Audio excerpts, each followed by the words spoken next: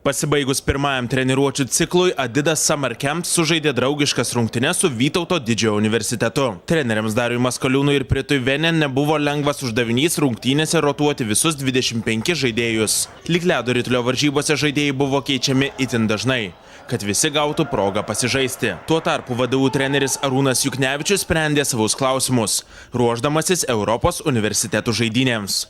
Stiprių startinių penketų rungtynės pradėję stovyklos dalyviai gan nesunkiai įsiveržė į priekį ir tik pradėjus dažnus keitimus universiteto komanda pabėgo ir išlaikė pranašumą iki pat rungtynių pabaigos. Studentai rezultatu 91-80 įveikė Adidas Summer Camp krepšininkus. Treneris Darius Maskoliūnas pasidžiaugė pirmą kartą Lietuvoje suorganizuota stovykla profesionaliems krepšininkams ir pažadėjo sugrįžti ir kitąmet.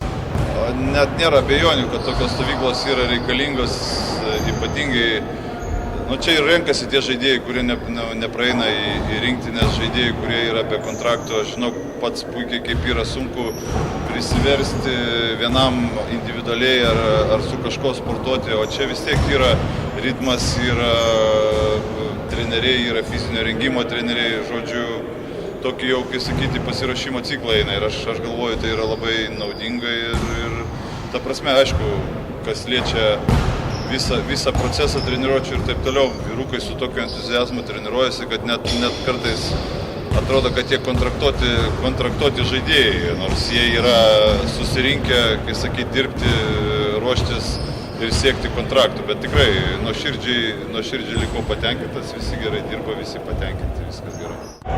Antrajame treniruočio etape prie trenerių štabo prisijungs Tomas Masiulis.